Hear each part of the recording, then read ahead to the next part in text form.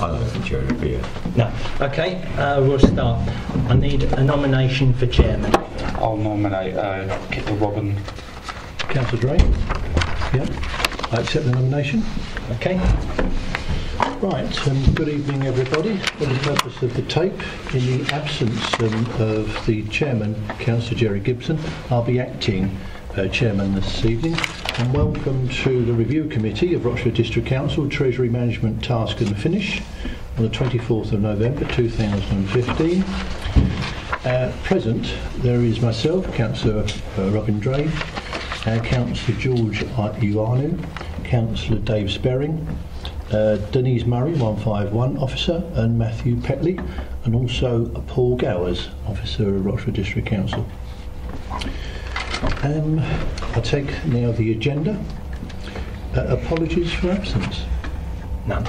No apologies for absence. Non-members attending, Councillor Dave Sperring, as previously mentioned. Item 3, minutes of the meeting held on the 14th of July 2015. Are those present happy that I sign them as a true record of the meeting? Yes. Yep. Agreed. All agreed. I'll sign those at the end of the meeting. Thank you, members. Item 4, to receive declarations of interest. None. No declarations of interest. Thank you. Item 5 then, to review the mid-year Treasury Management Review for 2015-16 and consider the report of the Section 151 officer, the aforementioned Denise Murray, which seeks the views of the Review Committee on the information presented in this report before it is presented for approval by full Council on the 15th of December 2015. Right. Any questions? George, can I start with you? Yes.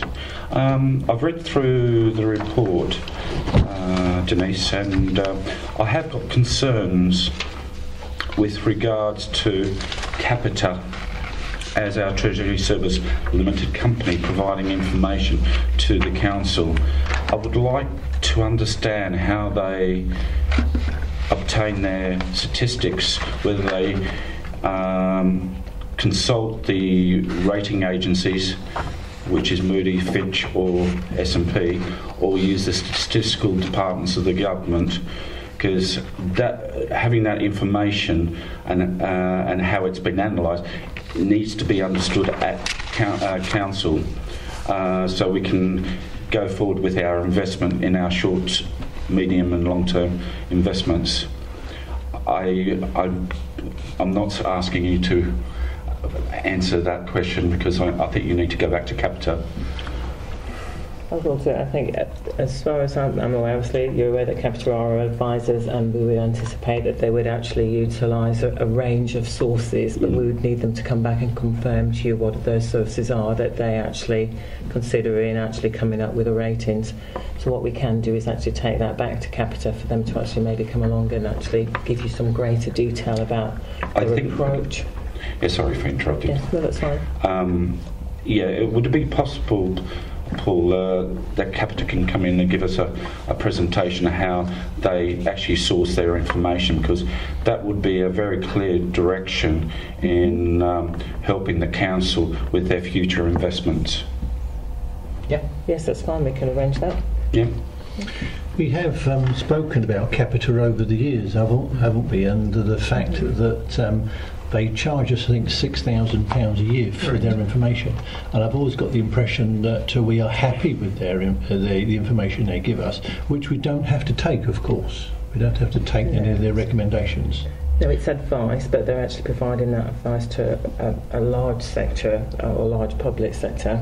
But actually what they are also doing is giving us additional information in terms of alternative opportunities, and it's really something that is based on our own risk appetite and the scale of the investments and the need to be able to access the funds speedily, and really just thinking about the safety and security of that investment. On a weekly basis, we receive a credit rating report from Capita, and in that they incorporate Fitch, Moody and Standard & Poor, and use credit overlay swaps as well to come out with a colour coding structure. That's that's the point which I would be interested in, because from when we're setting our budgets and investments at the council, we we need to understand how they're setting those figures, because the emerging markets is changing. Same with the Asia Pacific. So the investment is going to either cost us a lot of money if we don't apply the money in the right direction. I lost my thoughts. But in general, in general, do you still have confidence in the advice that Capita give you? Yes, there's no concern at this stage. And again, they do offer a range of options. And I think we're happy with the timeliness of the advice and also the alternatives that they do propose should we ever have an appetite to diversify our investments further. Because again, we have asked a question before as to whether Capita can do more for us, obviously at extra cost. And I think that's been looked into, and we're happy with the service and the level of service that they provide. Is that still the case? Denise and I met with the relationship manager only a couple of weeks ago, and we posed this very question. They can offer an extensive service. I believe he's yet to come back with the full details. He is, yes. We were looking at alternative investment strategies and asking them to do a little bit more detailed work about different approaches to inform our decisions going forward about what sort of options we should be considering, and asking to do a little bit of research about what other local authorities were doing, what was happening on the property market, etc. So should we be... My thoughts are thinking outside the box at the moment. We've been using Capita Treasury Service Limited. They're obtaining information from Fitch, Moody and S&P. S&P is one of the largest credit rating agencies within the UK. Those credit rating agencies have got their own departments and advisory areas, and got access to the information hands-on, whereas Capita's got a second hands-on because they're actually buying that information from the credit rating agency, and so those fees are being pushed onto the council. Now, should we be reviewing whether we do use, or not, should we rephrase this? Should we review whether to use Capita or use one of the credit rating agencies' portfolio management teams to help us going forward?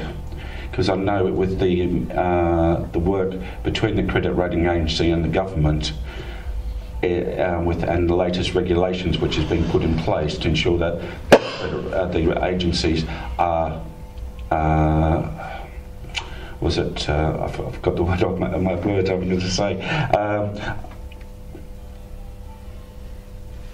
My words. Sorry. It'll come back to you. It'll come back. But what I want to say, can we do a comparison? What the credit rating agencies can actually offer to Capita? Because I think we need to ensure that we're maximising our investment with this company. And the S&P, the Moody's and the Fitch, they may actually advise their own third-party company, which may be able to help us, who have been dealing with the government. Yeah, I mean, what we can do is do some benchmarking, etc. I'm not sure if you're aware, Matt, of when our contract is due for renewal. We are January will be year 3 of a 5-year contract. Okay. 3 of a 5 year. Have we got any clauses where we can actually break it? I don't know. I'd have to have a look. Dave. Councillor Sperry. Can I ask the question, what is the advantage in doing that? As it stands at the moment, it seems to me that Capita are using the resources of 3 companies and giving us, in theory, an independent assessment of what these 3 companies are saying. If we put all our eggs in S&P or one of the others, then how are we going to get? Surely we're just going to get what S&P or one of the other credit rating agencies believe is right, we actually reduce our overall spectrum of information by 2/3. Am I missing the By point? restricting it to one, David. Yeah. One, yeah. I can answer that question, Dave. Dave, each of the credit rating agency have got models, or products. The analytical teams have got models which they work with to actually assess how the different companies progress through financially. I would like to see Capita's Treasury Services models, how they take that information from the agencies and come up with an end figure. That model needs to be defined, which needs to be presented to us, because whether that conforms within the government strategy for the credit rating agency, because you could actually take information from the 3 credit rating agencies, and the person who's interpreting the figures may misunderstand based off the wrong model being applied. Okay, it's been agreed that Denise, you'll get some benchmarking. And Matt, you said that we're waiting for full information with regards to Capita following your meeting a couple of weeks ago. I haven't finished, Sorry. Chairman. To go to David, I'm not saying that we go to S&P and use S&P. What I'm saying is, let's listen to them and get advice from all 3, and they could tell us there are other companies out there which utilises different models for investment management. Denise, you want to come in? Yes, I think the only thing that I was going to say, that there are a number of Treasury management advisors, and we can benchmark a range of those. I think they benefit from Capita, from what I would see, is that they have quite a significant public sector arm, and that brings that an advantage significantly more than just the credit rating, and they're able to give us a lot of intelligence about what other local authorities are doing and how they are operating in addition to this. And so there may be a value add that's over and above, but I think it's always useful to benchmark. I'm very happy with that, because I wasn't here in February when it was passed, and I just had the questions when I was reading through the report. No, but we'll definitely come back with appreciate that information and think about benchmarking. Any other questions, George? Again, 3.2. It's really how they come up with the investment figures. Again, that must be. I need that if Capita can expand on that. Can I just clarify? Is that in terms of the maximum investments to be applied for each of those? Okay. And whether the duration, whether we're looking at short-term and long-term investments, aren't we? Mm-hmm. And it doesn't actually tell us. We've got 100 days, 6 months, and so forth. So I'm not privileged to any previous meetings, Chairman, with regards to our short, medium, and long-term investments. But it would be interesting to understand Capita's definition of those 3 areas based off this colour coding. Okay, that's fine. Okay, anything else, George?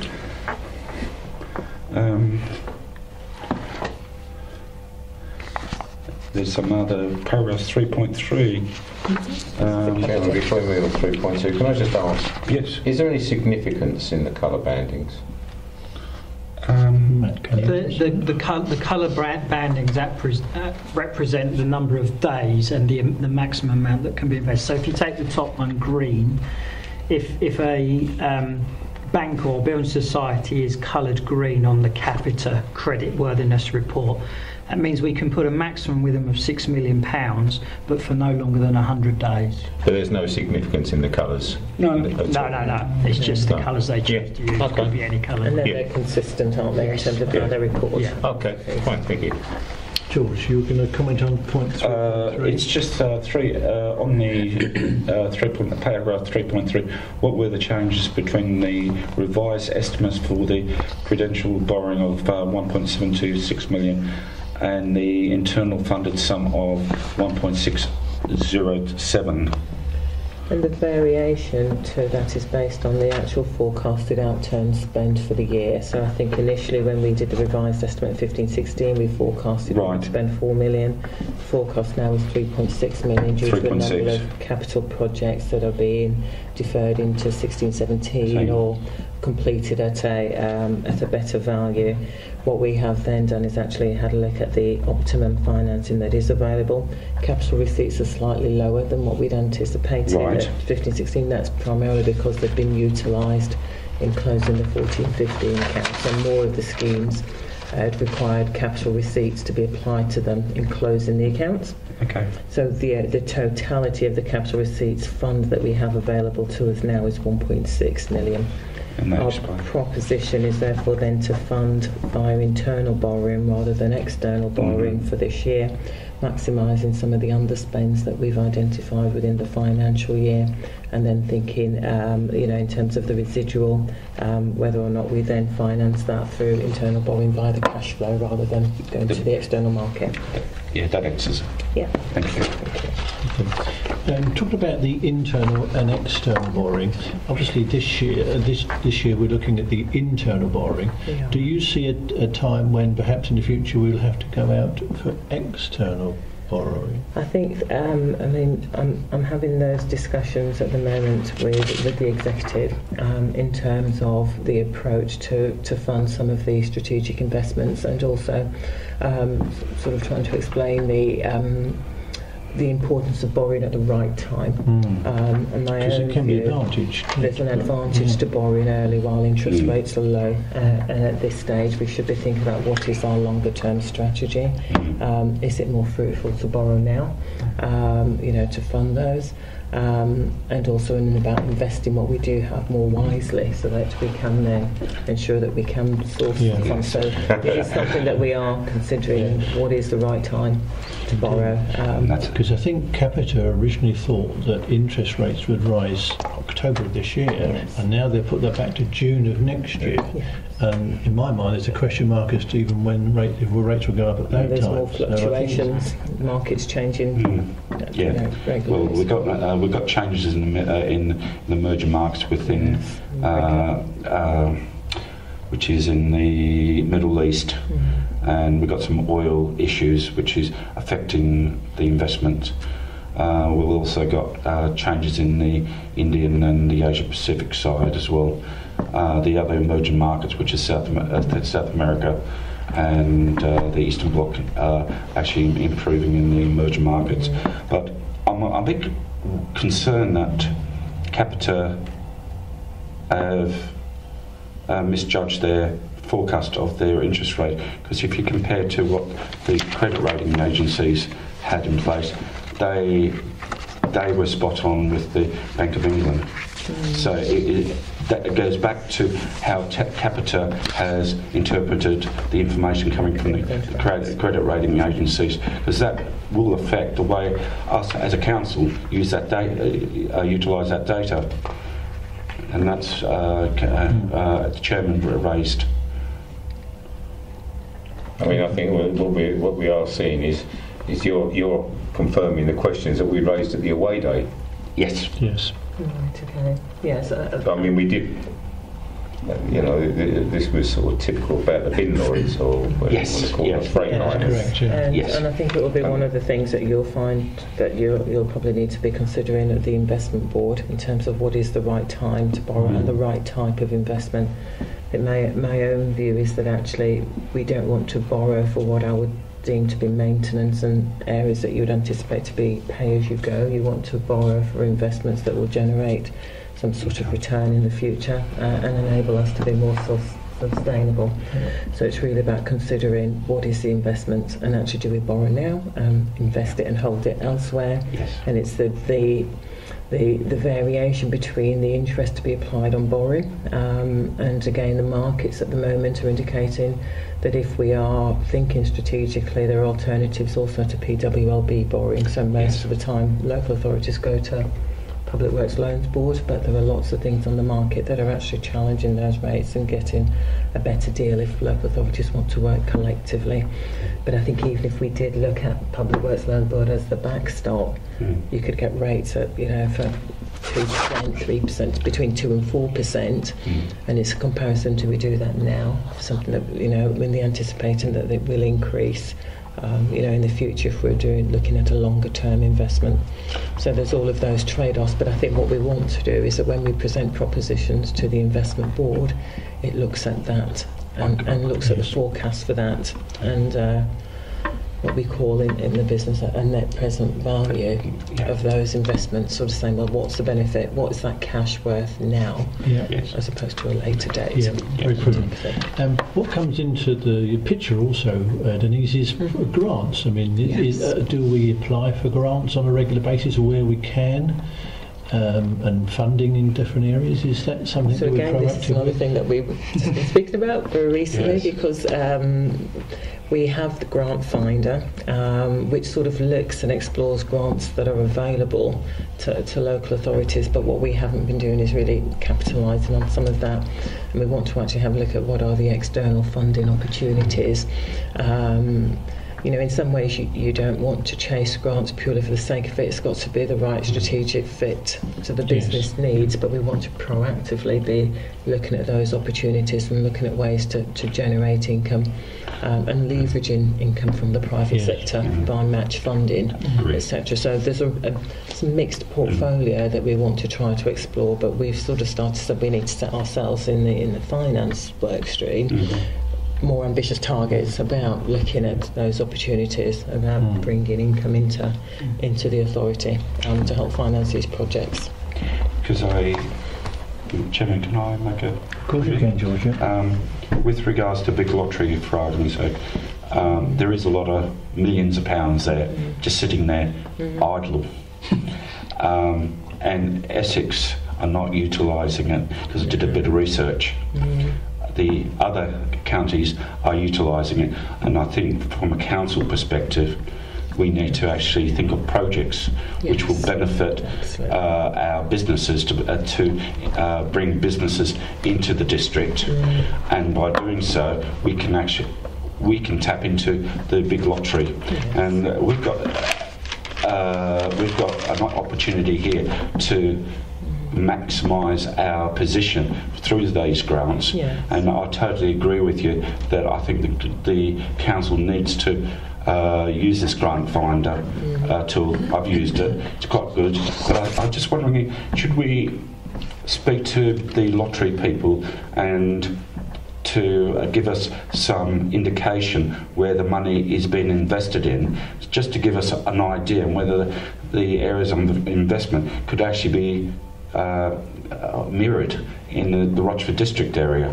I think we can actually have a look at their website, because I think on their website they do actually give a schedule of opportunities. We can start that as the first course and then maybe have a discussion with them about potential opportunities. One of the other areas as well, because I think you've spoken about businesses, but quite often there are funds available to community groups that we don't tap into, and they possibly need support from the district in terms of being able to support on the bid writing. That's right. Or on actually sort of just supporting the proposition as well, and having the local authority back in. So I think again there's going to be recognition of what we can attract to the district, but also what we can attract to parishes and community groups as well. So thinking of it from the bigger picture in terms of the community at large and the overall public purse. And how it will impact those in a positive way, not a negative way. Yes, absolutely. So that's one of the things that we've set ourselves to start to look at more strategically. That would be interesting to see that. Yeah, see what comes out of it. Good luck. A question I have on point 3.3 is that I note that the capital receipts have decreased from 1.878 to 1.763. Can you give us an idea of the reasoning for that? Or? I don't know whether you have the details in terms of how the capital was applied. I haven't, no, not on me, but I can provide that. You can't have the details on how the capital receipts have been applied on a project by project basis, so you can actually have a look at the totality of what we've used for 15. And I think it may be worthwhile just expanding in terms of the grants to just identify the fact that the grants haven't actually decreased. It's just that we haven't actually expended to that value, so we're assuming that we'll be carrying forward into 16, 17. The residual amount still come back to the 519, which is totally what we have available. Okay. Any more questions, George?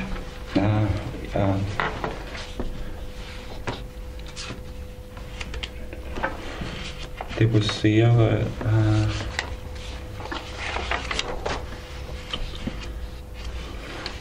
I may be jumping around. Sorry.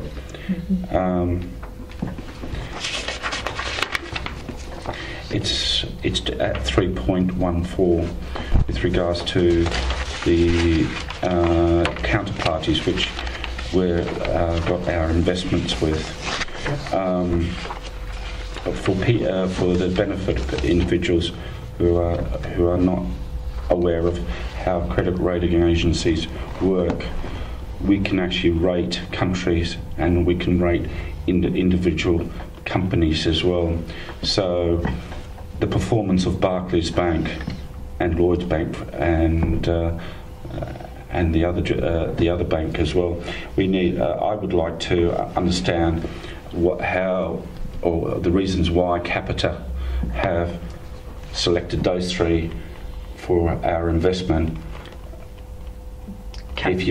Is it Capita who has recommended this? No, we've actually selected those three, but those three are within the Capita credit rating report as being able to be used. Lloyds are our main banker, so that's who our current account are with. Okay.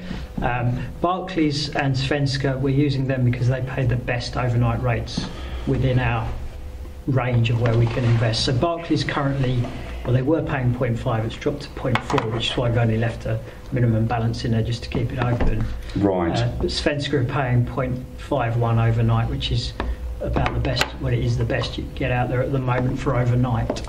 And so are we looking at that from an overnight perspective, or? Currently, given our... Should we be looking out, not overnight, but at a longer period? Yeah, the problem we've got, I mean, the 4.5 million we've got in there, or had in there when this report was written, that builds up for about a month. Right. And then once a month we have a day where we pay all of our precepts, we pay our salaries, and we pay our business rates back to central government. Right. And that whole amount will just go straight out on one day. So it's very hard to place for longer than 30 days. Tomorrow I've actually got Santander coming in with a view to possibly opening up a 30-day account with them that is paying 0.6%. Previous to the purchase of the waste freighters, we did have a long-term investment of 1.5 million with Lloyds paying 1.01%. Because I was, sorry for interrupting, Matthew. I know that there's reports available for yourself from the three credit rating agencies with regards to the banks.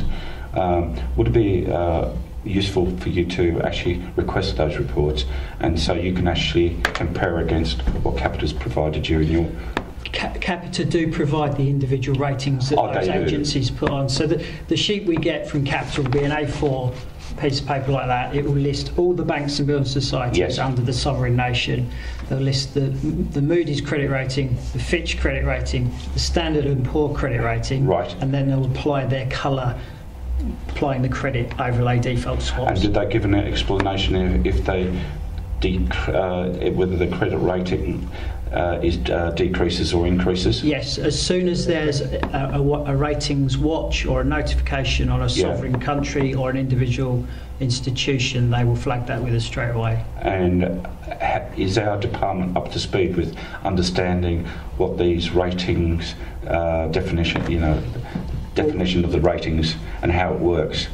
What my team will do, as soon as that email comes in, we'll go back to the original strategy that was approved by Council in January, right, and check that we're still within our guidelines that members have agreed. If we're not, and we've got money with that institution, we'll pull the money straight away. And is this on advice from whom? From Capita, based on what Capita is saying. Yes. In accordance with what's been agreed by members. But what's been agreed by members will be on the advice of Capita. So Capita would advise us.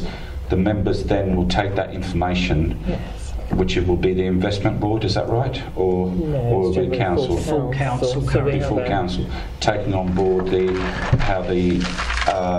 reasons why we're going to pull out or continue with that investment. No, so in the January of each year, we'll write the Treasury Management Annual Strategy, which will come through this Task and Finish group Right. to be scrutinised. Okay. That will then go to full council for approval. Okay. The accountancy team will then work within that strategy guidelines that's been agreed within the year. So if during the year, let's say Barclays during the year, their credit rating dropped and we couldn't, based on the criteria laid out by Capita Yeah. that's gone into that report, we couldn't put any money when we wouldn't do it. We wouldn't come back to council and say maybe we need to lower the strategy in some way to increase our risk. We would continue on that report that's been agreed. So that strategy which we're talking about, do you think that needs to be reviewed by the council? Yes, the plan will be to actually rewrite that strategy for next year. Yes. And What's the timeline? January. January. Yes, Yeah. so we're already starting to Okay. consider that, I think.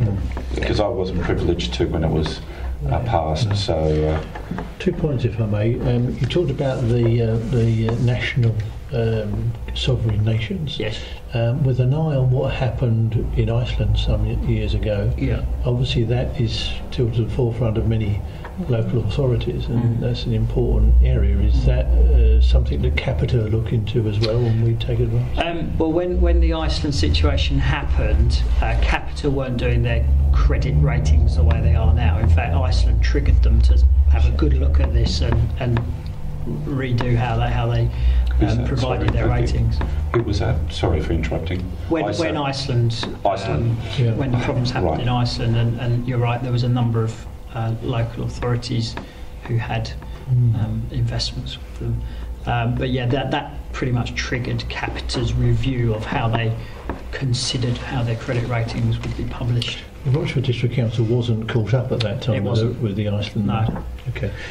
Also, in point 3.12 on page 5.5, we talk about the council's risk appetite. What is our appetite? At the moment, the risk appetite is low, and it Okay. remains low. So we only actually place with very, very secure, those with very secure ratings. Good. And the risk appetite has been at around no borrowing, etc. as well. And really, most of our funds remaining within this sort of instant access account. So there is something about us thinking about what is the level of working capital that we need, doing a bit more of an analysis to understand what that is and what needs to be accessed immediately and what can be placed in an account that gives a better return for a lengthier period as well. So it's about having a combination of the two, Possibly. but without exposing us to Okay. risk that's unacceptable. With a possible view of getting more return for our money. Yes, at the Yeah. moment the percentage that we get is it's good because it's instant access, but it's very, very low. And actually, if we are going to be thinking about greater investments, that means that we may have more funds that are being held. So have Capita advised you whether the agencies are providing any new products which we could actually use to invest in? They advised, when we met with the relationship manager the other week, he advised us on what Santander are offering at the moment, which is... No, I'm not talking about you're that. talking about credit rating. Yeah, the Right. credits like CDOs or whatever. These are products which they pull together Right. to which allows you to, which the banks purchase and put a product. So Santander will take that product and offer a investment. So the agencies are the ones who put the product definition together. But I'm just wondering whether Capita has actually given you any breakdown of those products and how those products are utilised in the different banks. No, No, I haven't seen those details, and maybe some of that will be covered In by that our earlier presentation. point in terms of the presentation. If Yeah, we maybe- because I'm just thinking about the investment, how we can increase our investment. And I'm sure that we're not going to go back to the where the housing market issue of America, where a lot of people got lost a lot of money. So I'm more thinking out of the box about how Capita is providing us information and how up to date it is, and whether Capita are doing what they're supposed to be doing. That's all. Okay, thank you, George. Anything else? Information? 2, 3.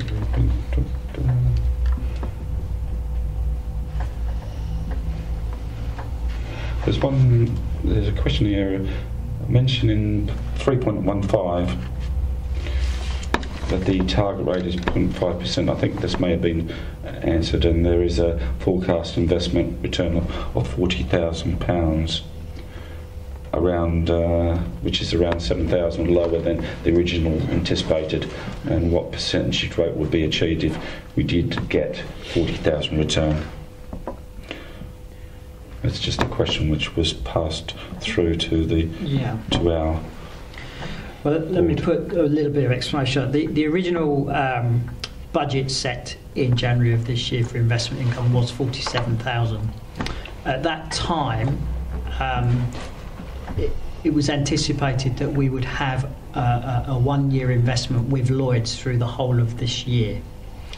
When it came to purchasing the waste vehicles, a decision was made to pull that investment to fund part of the waste vehicles. So that investment was for £1.5 million with Lloyds paying 1.01%. Because that was pulled, all of our cash now, as you've seen earlier, is overnight at 0.51%. So that's why the investment forecast is lower for the end of the year. So the average interest rate, had we had the Lloyds investment, would have been somewhere about 0.8 or 0.9%, but because it's now all at 0.5, it's going to be a lot lower. Okay. In respect to 0.313, investments placed for the 1st of April 15 to 30 September 15 were 18.8. Yes. Can you give us some more information in regards to the investments within that? I can. Of that 18.8 million, 16.5 million was invested with Handelsbanken and 2.3 million with Barclays. All for varying degrees of duration, but none. Longest I've got on there was 69 days. Which one was that for? That was for £1.5 million. We didn't. Actually, we invested 2 million on a couple of occasions, 2 or 3 occasions. But generally, during an average month, we can invest £1.5 million or more, around £1.5 million for around 30 to 40 days. The rest of it is all on for the working capital cycle. Okay. Thank you. Anything else, George? Yeah, I'm thinking about the future with the business rates.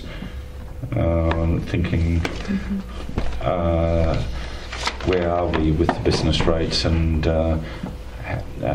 whether, because I don't know what the latest story is, because that's going to be one area. Which is in respect of us as the council, we can keep more of the business rates. Yes, that's right. Question. It's the business rates growth and where we are. Devil will be in the details. Hopefully we'll hear a little bit more tomorrow about the changes being proposed in the comprehensive spending review. Yeah, fingers crossed. But at present, the expectation is that that local authorities will be able to retain 100% growth in business rates, but in doing that there will be increased responsibilities that come with that, so we need some clarity in terms of what that is. And there's also a proposal that more of the revenue support grants will be rolled into the same figure. So at the present we get a grant funding and we get the business rates, and the view is that if we get more of the rates, they will be actually reducing the grants that come into that. So quid pro quo. Yeah, absolutely. So taking from one end and... but there will undoubtedly be some growth activity, right? And some of that will be retained by ourselves locally, And really, reality will be how does that sort of compare with what's happening with sort of appeals, etc. as well, and, Yes. and you know, and closure. So it will have to balance out. There's a potential opportunity, but we're not sure what the risks are as well that transfer. And that, we Will might become know clearer that until. tomorrow. Hopefully, we'll get some greater granularity tomorrow. Okay. But we weren't sure exactly how much detail will come through, but we're hoping that the Chancellor will spell out the increased responsibility that comes with that. I'm of the view that there could be something around skills, could be something around adult social care, again as well. The other view is that the Chancellor will also be trying to smooth the impact on local authorities that don't have the opportunity to generate growth. Generally, that level of sort of smoothing or equalisation is done centrally. Right. If the growth is actually all given out to local authorities, there's going to be an element of that prior to the growth. So did you? I'm thinking further down, like the presets which we give to our parishes and all that, because they're going to all be affected. Would that be revised? We're not anticipating that any changes are made until we actually get some greater granularity about the Okay. responsibilities that come with that, All right. and how much of that will be truly retained at a district level as opposed to at a county level as well, because the business rates is generally General. apportioned across a number of parties. So when do we?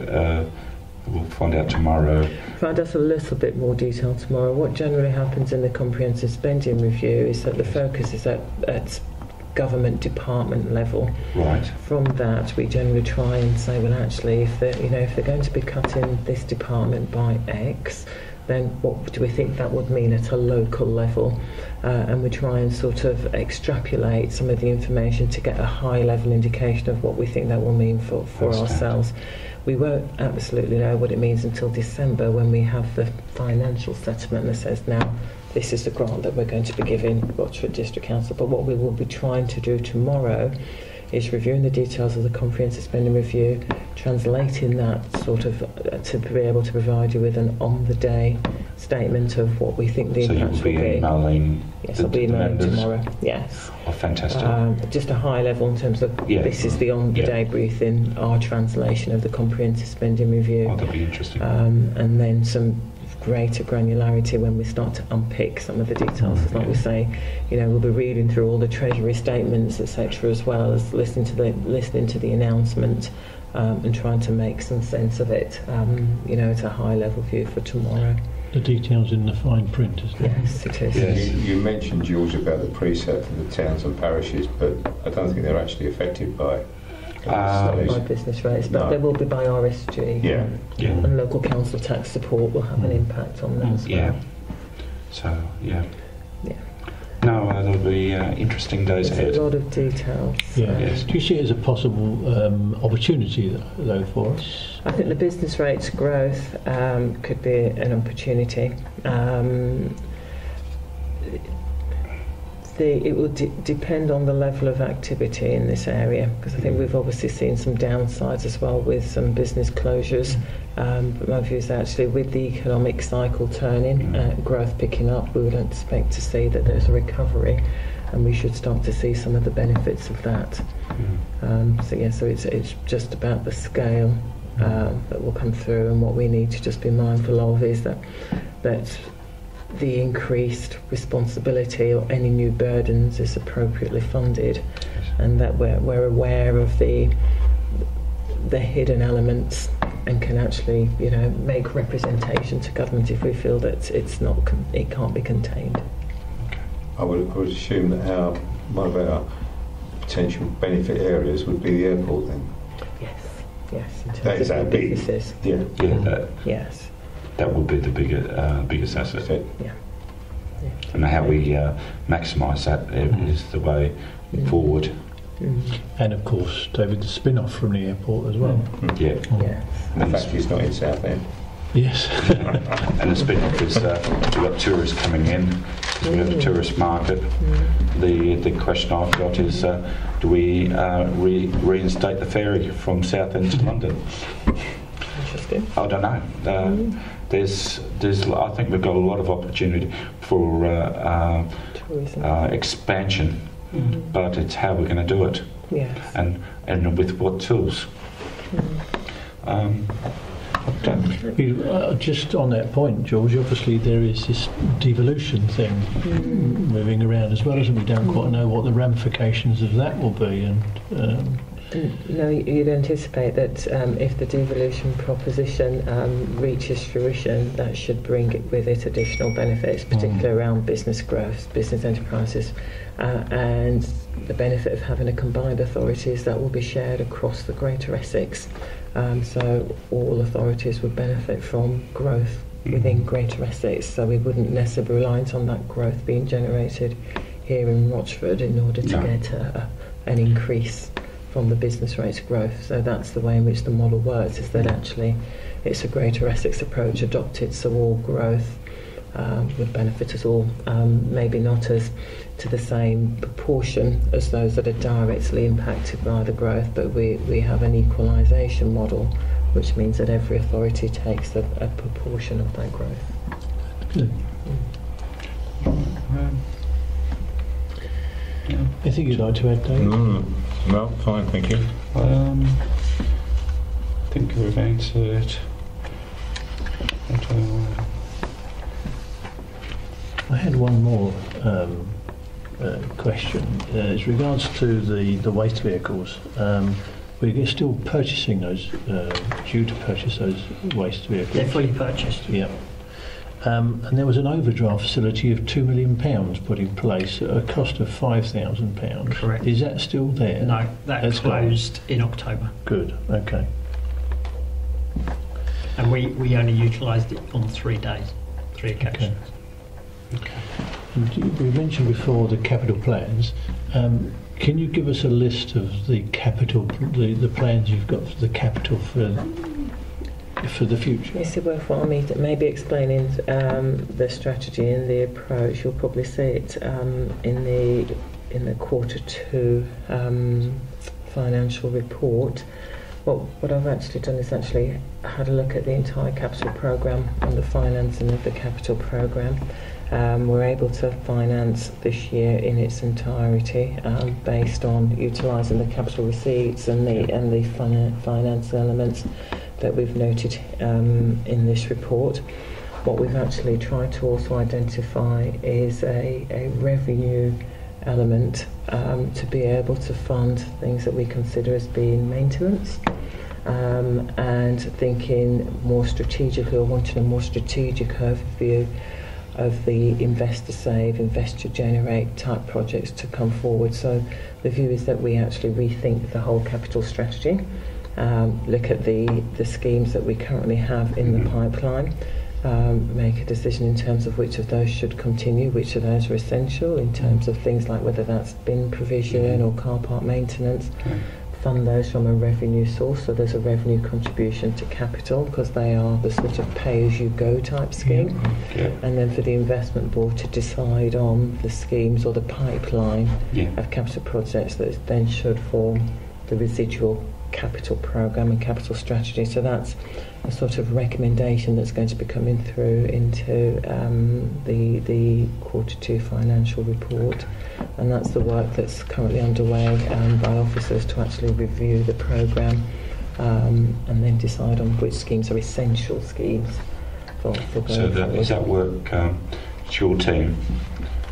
It's really more the asset management where we're helping and supporting on some of those, but actually it's the officers that are driving the projects, and they're discussing those projects with their portfolio holders to make decisions on which are the essential projects and which projects should come back for a review and consideration by the investment board.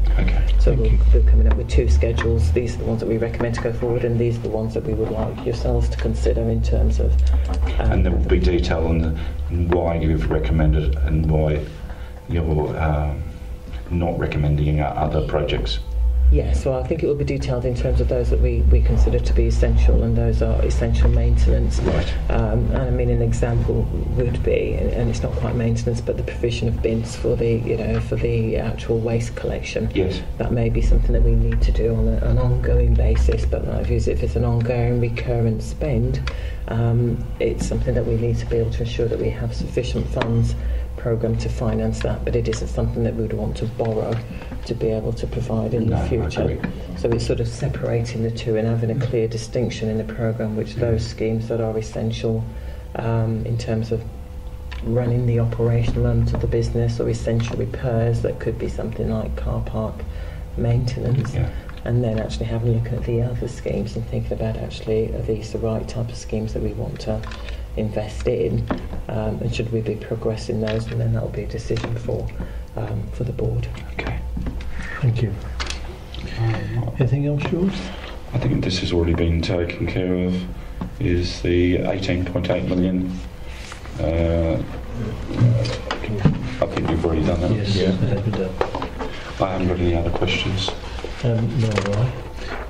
The recommendation is that the Treasury Management Task and Finish Group resolves to recommend the contents of this annual report for Council. Is that agreed, George? Agreed. Yeah. And also to identify any issues on this topic for further consideration and discussion by the group. There were some matters that come up, Paul. Yeah, and I think Matt and Denise have already made notes. Okay, and you'll come back to us on We will. Matt. Okay. Well, thank you for your time, Denise. Yeah. Thank you, Thank you. and for your input. For the purposes of the tape, I would like to say that the emergency evacuation announcement was taken as read prior to the meeting opening, and I now close the meeting at 8:20. Thank you very much. Okay.